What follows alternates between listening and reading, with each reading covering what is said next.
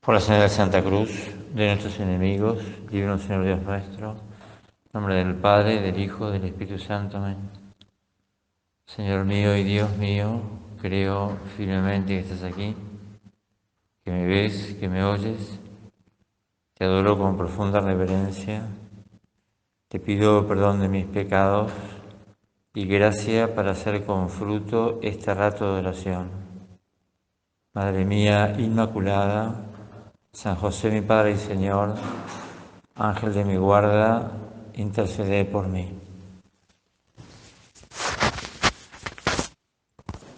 La otra de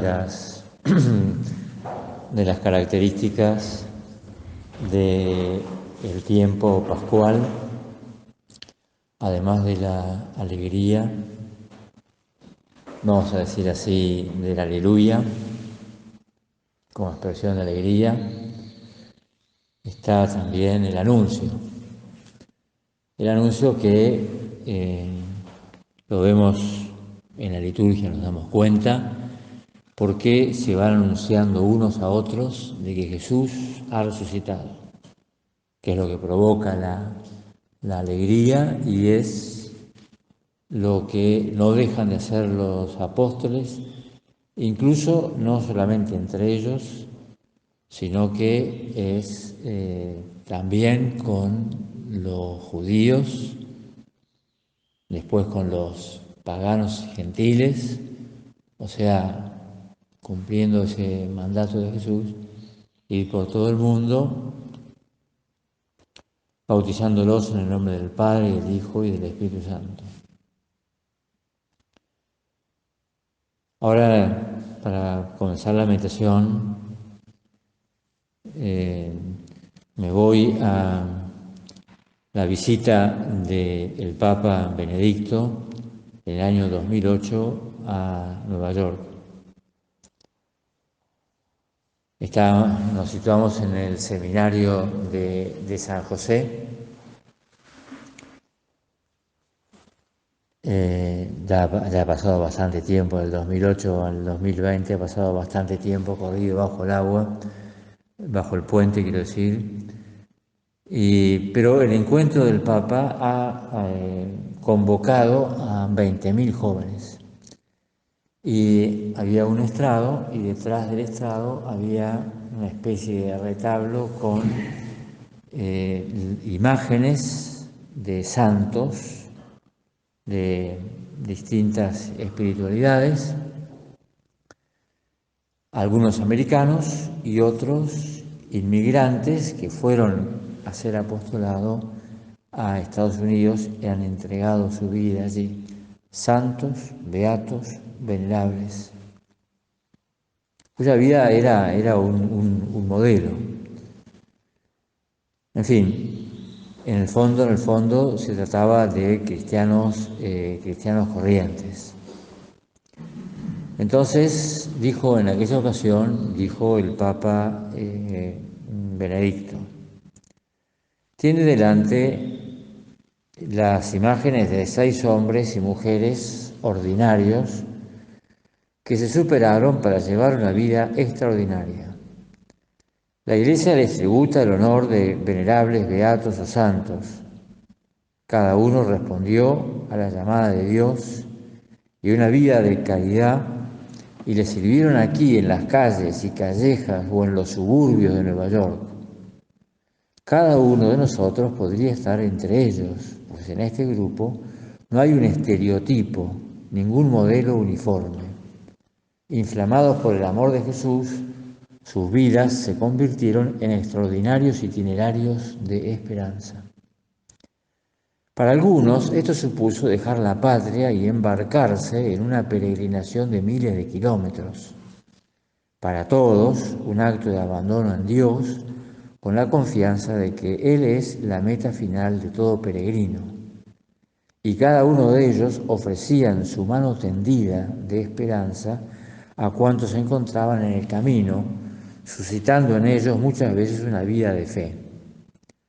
Atendieron a los pobres, a los enfermos, a los marginados en hospicios, escuelas y hospitales y, mediante el testimonio convincente que proviene de caminar humildemente tras las huellas de Jesús.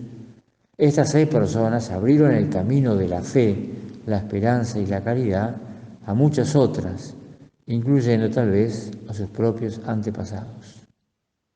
¿Y qué ocurre hoy? ¿Quién da testimonio de la buena noticia de Jesús en las calles de Nueva York, en los suburbios agitados, en la periferia de las grandes ciudades, en las zonas donde se reúnen los jóvenes buscando a alguien con quien confiar? Nosotros tenemos algunas cosas en común con estos santos, en especial la vida cristiana común y corriente, y una vocación a transmitir el mensaje de Dios en las calles, como decía Benedicto XVI, o en los suburbios de la ciudad, con una cultura común a la cual nos adaptamos. Recibimos una formación que cada tanto queremos como renovar, revitalizar, para poder ser fermento, para poder ser sal, para poder ser luz, o la imagen que nos parezca oportuna. Pero estas fueron las que ha usado Jesús. ¿Qué ocurre hoy? También tenemos tentaciones tremendas. Siguiendo con el Papa Benedicto XVI, él habla de 2 que él experimentó, que es el comunismo y el nazismo, o si querés, al revés, nazismo y comunismo, con una guerra en el medio. Es decir, a Benedicto le mataron la juventud. No podemos decir que destruyeron su vida, porque si no, no sería quien es. Se llegó a declarar por decreto de que Dios no existía. Y ahora el Papa se alarma del poder destructivo que existe en estos tiempos. Y nosotros también lo vivimos, también lo experimentamos. No como en una guerra, pero sí la violencia en la calle. ¿Quiénes son las tinieblas? En vez de tender la mano de la ayuda, se cierra el puño de crispación, del odio, de la violencia, que produce desesperanza. Benedicto XVI dice que los sueños de los jóvenes se destrozan por la droga, por las frustraciones, por la falta de sensibilidad, por los problemas de la gente. ¿Quién defiende la verdad? ¿Quién se forma para tener criterios sobre el bien y el mal? Quizás nos tenemos que acordar, este año la hemos vivido de una manera muy especial, no hemos tenido vigilia pascual, pero sabemos que en la vigilia pascual, en tiempos ordinarios, no en tiempos de pandemia, hay una ceremonia que es la que da comienzo, que se llama la ceremonia del lucernario. Se pone todo a oscuras, se prende el fuego fuera de la iglesia y se van prendiendo las velas y se va entrando hasta iluminar, se prenden las luces de la iglesia, se ilumina todo y después se canta el pregón, se va invocando a la luz de Cristo, se prenden las luces, se canta el pregón, se proclama y se agradece. Entonces, de momentos de oscuridad salimos de las tinieblas y nos dirigimos hacia la luz. El Señor nos pide que seamos como protagonistas, tomando la imagen de Cristo, luz en medio de la oscuridad. Vayamos nosotros alrededor de nosotros, vayamos extendiendo en un ambiente de seriedad, de compromiso con la verdad, de preocupación por los demás, de animar a otros que se comprometan. La gente se convierte cuando se abre al misterio. No es una cosa, lo que acabo de decir, algo teórico. Cuando se entra en contacto con Dios, vuelvo a la bibliografía recomendada en otras meditaciones al cruzar el puente. La cantidad de gente que se ha convertido en esa parroquia de Vallecas de Madrid, que estaba con las puertas cerradas hasta que llegó el nuevo párroco y abrió las puertas. Al final, si me da tiempo, te leo una de las historias porque el libro trae historia tras otra de conversiones, una más fantástica que la otra. La gente se convierte porque estaban las puertas abiertas, porque entra a la iglesia, porque se queda sentado en el fondo de la iglesia mirando al sagrario, porque asiste a la liturgia, porque asiste a la Eucaristía. Y la Eucaristía es el alma de todo apostolado. La gente necesita entrar. Me acuerdo hace muchos años cuando me vino a ver una persona que me dijo que no creía en nada. Estábamos en la calle San Martín, con lo cual la iglesia de la Merced estaba a la vuelta. Bueno, después de contarme su vida y sus dificultades respecto a la fe, no se me ocurrió mejor idea que decirle que cuando terminamos de conversar, se vaya a la iglesia de la Merced y que entre. Me dijo, ¿qué hago? Entrá, vos entrá. Y después, la próxima vez que venga, contame cómo te fue. Bueno, el hombre fue, entró, estaba la iglesia vacía, había música de fondo, sí, suave, y quedó impresionado del ambiente de paz. En su poca formación no distinguía el sagrario, que estuviese Jesús, solamente entra. Sintió una paz, que fue 2 veces, otro día por su cuenta fue de vuelta. Y después me vino a ver, a la semana me vino a ver diciendo que había ido 2 veces. Y ahí empezó todo un camino de conversión hasta el día de hoy. Tenemos que transmitir esa paz, esa oración, ese abandono, dejando de lado a veces ansiedades que son lo que nos mueve y es lo que a veces transmitimos a los demás, esa ansiedad. Personas de diversas naciones, de distintas razas, de muy diferentes ambientes y profesiones. Al hablarles de Dios, palpas el valor humano y sobrenatural de tu vocación de apóstol. Es como si revivieras en su realidad total el milagro de la primera predicación de los discípulos del Señor. Frases dichas en lengua extraña, mostrando un camino nuevo, han sido oídas por cada uno en el fondo de su corazón en su propia lengua. Y por tu cabeza pasa, tomando nueva vida, las escenas de partos, medos y elamitas, y se han acercado felices a Dios. Hay una foto en Facebook donde se ve una camioneta y en la caja de la camioneta atrás está una imagen grande de San José María y detrás de la camioneta toda una procesión. Me llamó tanto la atención porque no me lo imaginaba a San José María paseando en la camioneta así por las calles, era en Filipinas. A veces pensamos que somos los protagonistas del apostolado, tenemos que reconocerlo. Pero, ¿quién puede perdonar los pecados? Solo Dios.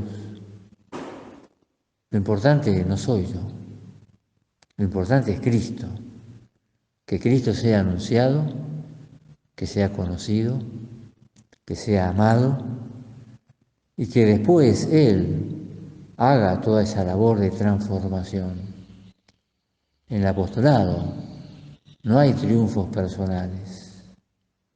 En el Nuevo Testamento nadie se gloría de sus éxitos. Mis argumentos en el apostolado no interesan. Interesa mostrar a Cristo. que la gente se encuentra como aquellos 4 que bajaron del techo al paralítico y lo pusieron con la camilla, lo pusieron delante de Jesús, ponerlo delante de Jesús. Por tanto, si no hay humildad, no es posible el apostolado. Hasta que no nos corramos del centro. Por eso no nos desanimamos. Porque rechazamos todos los deseos de vanagloria que podemos llegar a tener. No hay que olvidarse que el Señor pone el incremento. Sin mí no se puede hacer nada. Es más, no solamente es el Señor, sino que nosotros somos como impopulares, vamos contracorriente. Se impone a todos los cristianos la dulcísima obligación de trabajar para que el mensaje divino de la revelación sea conocido y aceptado por todos los hombres de cualquier lugar, de cualquier tierra. Bueno, te había dicho que te iba a contar una de las historias del libro Al cruzar el puente. Quizás la historia sea un poco largo y sea la meditación leída, pero me pareció que valía la pena. Sí, yo creo que sí, que finalmente me puedes dar la razón de que valió la pena. Para ello me tengo que remontar a la agitada vida de Giovannis. Nació en Guantánamo, Cuba, pero a los 6 años su madre se mudó a La Habana, llevando consigo sus 2 hijos. En La Habana vivían los 3, metidos en un cuchitril de unos pocos metros cuadrados. En el solar vivían delincuentes, expresidiarios, drogadictos, traficantes, brujos, espiritistas, santeros y todo desperdicio de la sociedad, aunque también había personas normales sin apenas recursos. Y en esa selva humana tuvo que abrirse paso como pudo. Los peligros estaban al otro lado de la puerta. Sin embargo, el Señor guardó su corazón de malas costumbres y le regaló el don del estudio. También le protegió el Señor con el don de la soledad, y así sus mejores recuerdos de la infancia eran su soledad. Por aquel entonces ya se había hecho comunista convencido, despreciando la religión y desconfiando de las personas creyentes. Sin embargo, su madre le inculcó un mínimo de respeto por todos, aunque estuviesen equivocados. Pero llegó el terremoto de la adolescencia, donde se busca experimentar hasta el límite. A los 15 años se introdujo en el mundo oscuro de la brujería. Estaba por todas partes, cualquier vecino en el colegio, en la tienda de enfrente. Empezó a aprender de ese mundo hasta que quedó atrapado en sus redes, ritos, gallinas, navajas, menjunjes, invocaciones, espíritus, etc. Todo bailaba macabramente ante su atónita curiosidad juvenil. Un día se sintió tan mal que pensaba que se iba a morir. Su madre, desesperada, fue a buscar a un brujo para que le hiciera una limpieza del mal que le atenazaba. El nigromante, un vecino suyo, preguntó si estaba bautizado. La madre lo negó porque nunca habían ido a la iglesia. Entonces el brujo explicó que no se podía hacer nada hasta que estuviera bautizado cristiano. El hechicero se ofreció para traer un sacerdote que le bautizase, pero eso incrementaba un poco más las tasas del asunto. Le pagó. Llegó un individuo estrafalario vestido de 1000 colores. El joven se negaba a ser bautizado mientras aquel tipo extravagante le echaba agua diciendo unas palabras extrañas. Todos sujetaban a Giovanni para que no se escapase. Después se procedió a la limpieza del brujo. Tanto aprendió que fue iniciado en la maestría de los sortilegios. Se convirtió en brujo e incluso hacía maleficios que los hermanos más viejos no sabían hacer. Dominó esa lengua en poco tiempo y aprendió mucho de esas tinieblas. Le llamaban padrino. Así comenzó una loca carrera sin frenos por una pendiente viscosa. Fue tomando más poder y practicando todos los tipos de brujería de Cuba, santería, espiritismo, la brujería más fuerte y donde Giovanni era ya todo un experto. El aprendiz de brujo se había superado a sus maestros, pero sucedía que en vez de ser más feliz y tener más paz, era todo lo contrario. Cuanto más conocimiento adquiría, más espíritus vivían con él. Cuando cerraba la puerta en su cuarto en la noche para descansar, era terrible. Cada noche veía espíritus muertos, demonios. Un horrible aquelarre de figuras tenebrosas se paseaba delante de su cama y se burlaba de su miedo. Buscó la ayuda de otros hechiceros para acabar con esas visiones. Quería comentar con su maestro brujo lo que sucedía, atajarlo, acabar con ello, pero su padrino nunca tenía tiempo para él.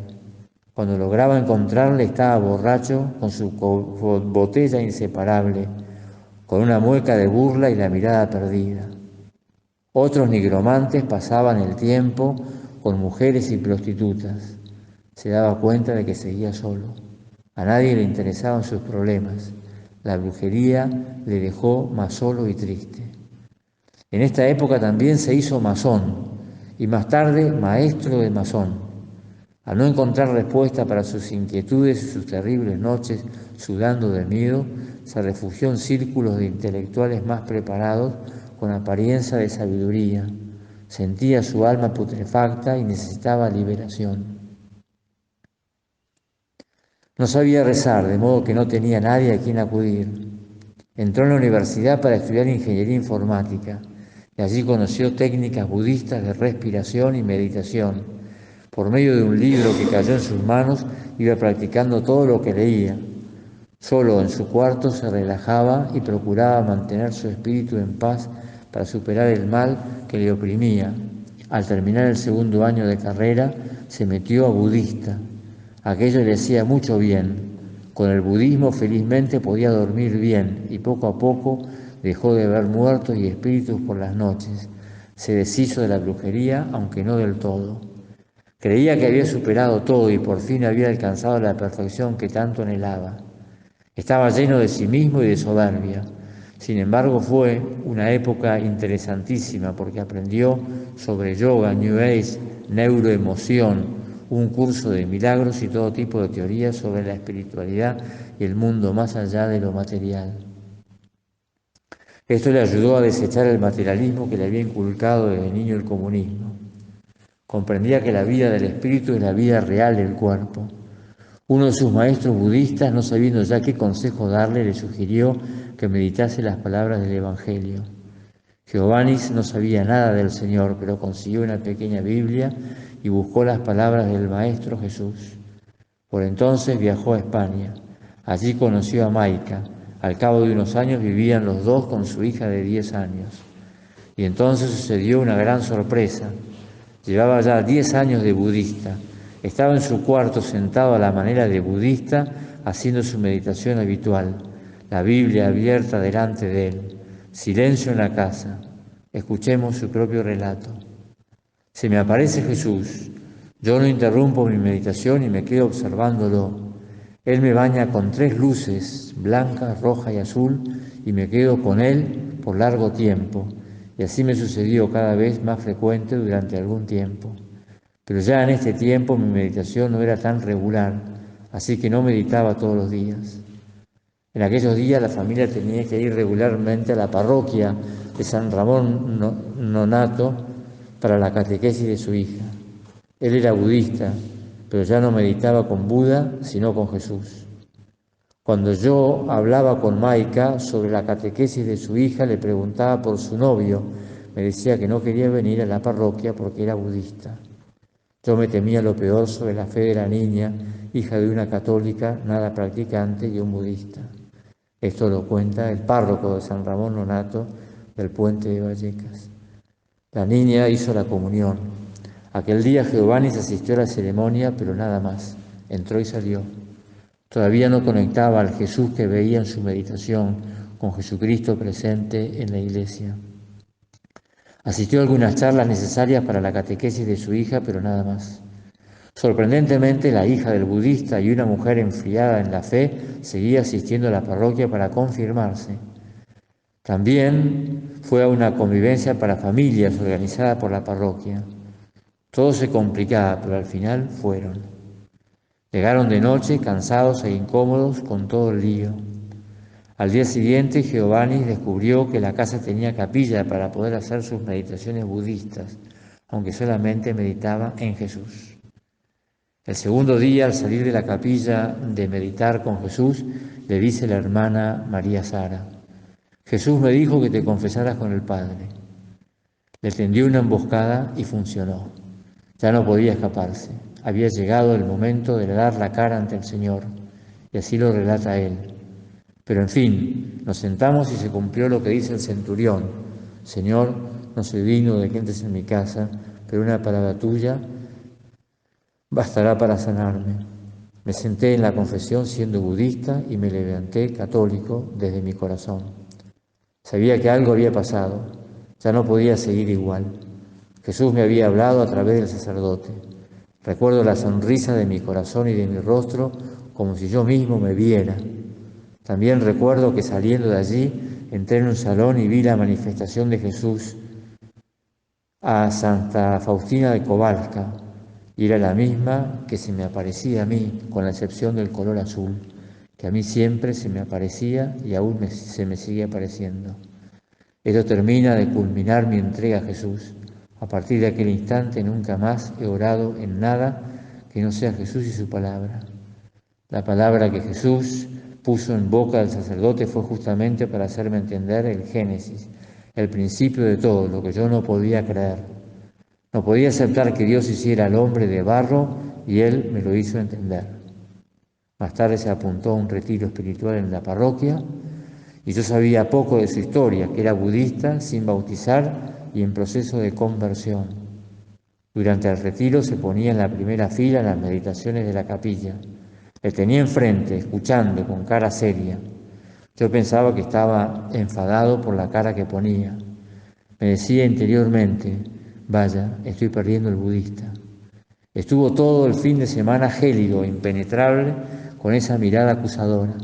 Me temía que en cualquier momento se levantara y me agarrase por el cuello. Yo desviaba la mirada para no verle. A la semana siguiente pidió hablar conmigo. Me temía lo peor. Tengo el defecto de ponerme en el peor escenario cuando alguien me pide una entrevista.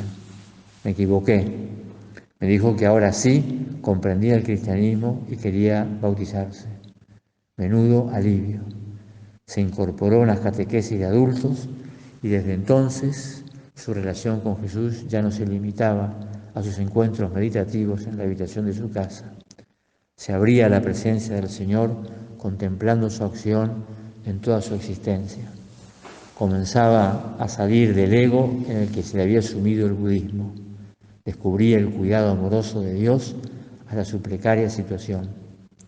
Yo mismo fui testigo de cómo rezaba para poder salir del domicilio familiar donde las humedades hacían enfermar a su hija pequeña. En el interior de su alma, el Señor seguía trabajando con él y de vez en cuando le hacía regalos previos a su bautizo. Un día estaba orando en el templo, el silencio era espléndido.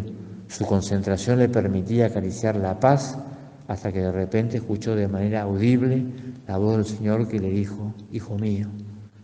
Esa presencia viva y directa de Jesús le llevó a comprometerse junto con su pareja a vivir como hermano y hermana hasta que se casasen. Y así lo cumplieron. La vida de Jesús llegaba hasta los detalles más íntimos, sin quedarse en la superficie. Finalmente, el 25 de noviembre de 2017, recibió los 3 sacramentos de iniciación cristiana. Vestido de blanco, con las manos juntas, rezando como un niño, se acercó a recibir a Jesús, que le había rescatado de las tinieblas y le había concedido una familia en la iglesia. Actualmente, toda la familia colabora en la preparación y desarrollo del retiro espiritual de la parroquia. Él selecciona los videos y ofrece su testimonio. Ella adorna el comedor y junto con su hija mayor cuidan a los niños y les preparan teatros y oraciones infantiles para que también hagan su pequeño retiro.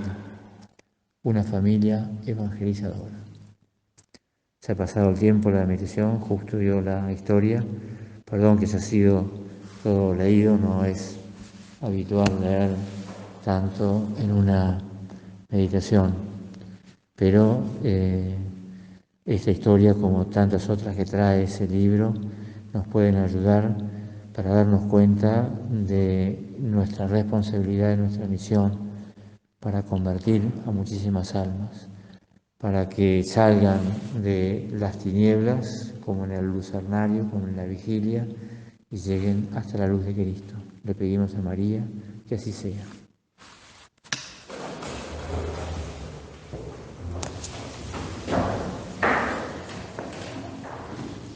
Te doy gracias, Dios mío, por los buenos propósitos, afectos e inspiraciones que me has comunicado en esta meditación. Te pido ayuda para ponerlos por obra. Madre mía Inmaculada, San José mi Padre y Señor, Ángel de mi guarda, intercede por mí.